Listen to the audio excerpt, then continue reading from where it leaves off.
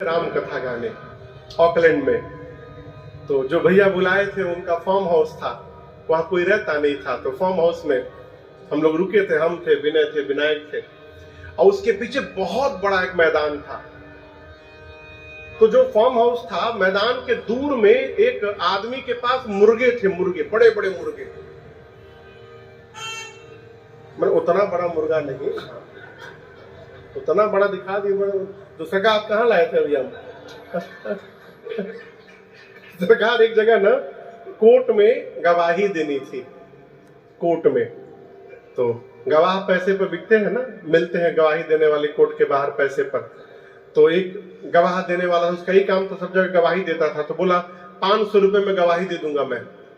तो 500 रुपया उसको दिया गया। वकील ने कहा केस समझ लो। बोला केस कुछ नहीं समझना है, मेरा दिन रात का काम है, यही करते हैं। अरे जानते नहीं हो क्या केस में गवाही देनी? मतलब मैं मैनेज कर लूंगा, ले चलिए, हमको टाइम नहीं है, आके फिर दूसरी जगह देना है। तो गया अदालत में, कोर्ट में गया, कटघरे में खड़ा हुआ, कसम खाया जो बोलूंगा सत्य बोलूंगा, सत्य के अलावा कुछ नहीं बोलूंगा। जज साहब बोले अच्छा तो तुम गवाह हो? जी हुजूर। तो जहां घटना घटी तुम थे वहां पर? बोला मैं वहीं खड़ा था सरकार। अच्छा तुम सामने थे, कितनी बड़ी थी वो? अब तो ये फंस गया, न जाने किसके बारे में पूछ रहा है, कितनी बड़ी थी। बोला सरकार मैं देखा था, जहां तक मुझे याद आ रहा है इतनी बड़ी होगी। जरूरत इतनी बड़ी मुर्गी उतनी बड़ी होती है? बोला अभी दूसरा हाथ नहीं लगाया था सरकार। इतनी बड़ी थी वो। वहां हम लोग गए कथा गाने, तो सोते थे। एक तो भारत के हिसाब से वहां नींद जल्दी ना आवे, तो जैसे 1-1.5 बजे तक नींद लगे, तब तक वो बगल में जो मुर्गा पाला था उसका सभी मुर्गे चले आए मैदान में, हम लोग के कोर्ट रूम के पीछे। अब वो समझिए 2:30-3 बजे रात से कुकड़ू बोलना शुरू कर दे। इतना तेज सब बोले कि अलार्म उतना तेज नहीं बजेगा, हम लोग उठ के बैठ जाए। फिर हम पूछे भैया इतना मुर्गा काहे पाल के रखे हैं आप, सोने नहीं देते? बोले महाराज हमारे नहीं है, वो दूसरे के हैं, बोलने यहाँ पर आते हैं सवेरे सवेरे। तो लक्ष्मण जी उठे लखन कब उठे, निसी विगत सुनी, रात्रि बीतने के बाद सुने। क्या सुने? जिसके सिर पर अरोड़ा शिखा ढोल खड़ा, जिसके सिर पर लाल रंग की शिखा है, यानी मुर्गे की ध्वनि को सुनकर रात्रि बीतने के बाद लक्ष्मण जी जगे। लक्ष्मण जी जगने के बाद जाकर राम जी के पांव की सेवा शुरू किए। तो गुरु जी से पहले जगत पड़ी जाए राम सोना। राम जी जगे, राम जी लक्ष्मण जी जाकर गुरु जी की सेवा किए। तो सबसे अंत में गुरु जी जगे। प्रातः क्रिया से भगवान निवृत्त हुए, सोचे गुरुदेव पूजन करेंगे तो पूजन में पुष्प बदल लगेगा। तो स्वयं अनुमति मांग करके गुरु जी से राम जी पुष्प बदल लेने के लिए चले। बाबा कहते हैं समय जाने गुण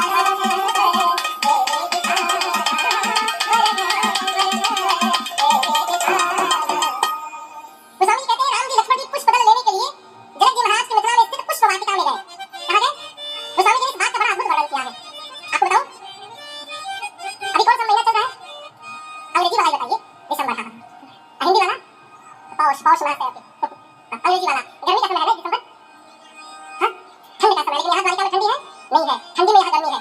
क्यों कह रहा हूँ? राम जी जिस समय गए थे वो शरद ऋतु का समय था, नवंबर के समय, नवंबर का महीना था, शरद ऋतु थी। लेकिन बाग के भीतर ऐसा लग रहा है कि बसंत ऋतु का आगमन हो गया है। बाग के बाहर शरद ऋतु है, अब बाग के भीतर बसंत ऋतु। क्यों? आज इस बाग में पहली बार श्री सीताराम जी एक दूसरे को देखने वाले हैं। प्रभु और प्रभु मैया का मिलन होने वाला है। जहाँ भगवान और भक्ति यहाँ के मिल जाती है, वहाँ सदैव बसंत ही बसंत बना रहता है। इसलिए बसंत ऋतु आ गया। ऐसे ऐसे सुंदर बाग में पौधे लगे हैं, स्वामी जी कहते हैं मनोहर नाना। कैसे मनोहर? मनोहर मतलब जिसको देखने के बाद मन का हर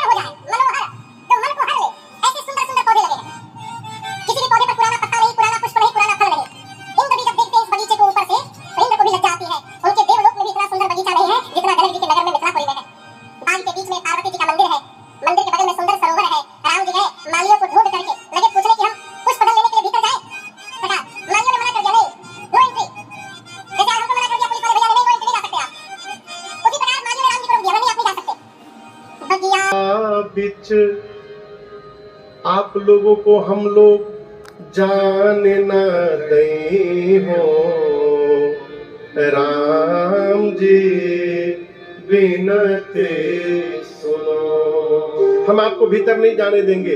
आप हमको लिस्ट पकड़ाइए, कितना गुलाब चाहिए, कितना गेंदा चाहिए, कितना चंपा, कितना चमेली, कितना अड़हुल, दल फूल तोड़ी हम लई हो, राम जी बिनती। यही था ना, पहुंचा रहे हैं। हाँ।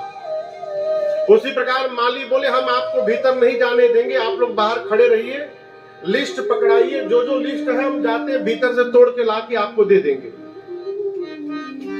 राम जी बोले हम गुरु जी की सेवा आपको नहीं देंगे, ये हमारी सेवा है, पुष्प दल हम ही तोड़ेंगे, आप क्यों नहीं जाने देते? लक्ष्मण जी पूछे क्यों नहीं जाने देते? माली बोले खतरा है हमको, हमको पता चला है आपके भैया के पांव में ऐसा जादू है, पांव में जैसे स्पर्श कराते हैं पत्थर स्त्री बन के उड़ गया। हुआ था क्या कभी? लक्ष्मण जी बोले हल्के में ले रहे हो भैया को, मेरी आंख के सामने हुआ था, वही मैं भी खड़ा था। माली बोले इसी बात को डर है, कहीं पांव वाला जादू हाथ में भी हो गया तो। अरे पद पर सत उड़ गई शिला थी, कर पड़त बिटप उड़ी जई है,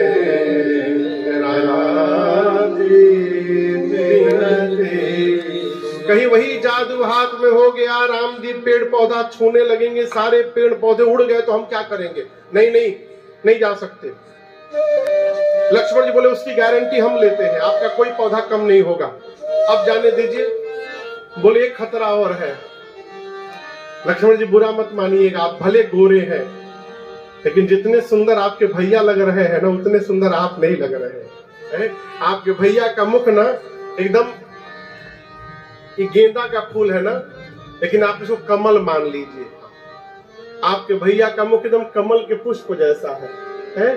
यदि राम जी भीतर चले गए तो बाग में पुष्पों पर जितने भौरे घूम रहे हैं वो सारे भौरे कंफ्यूज हो जाएंगे कि असली फूल कौन है।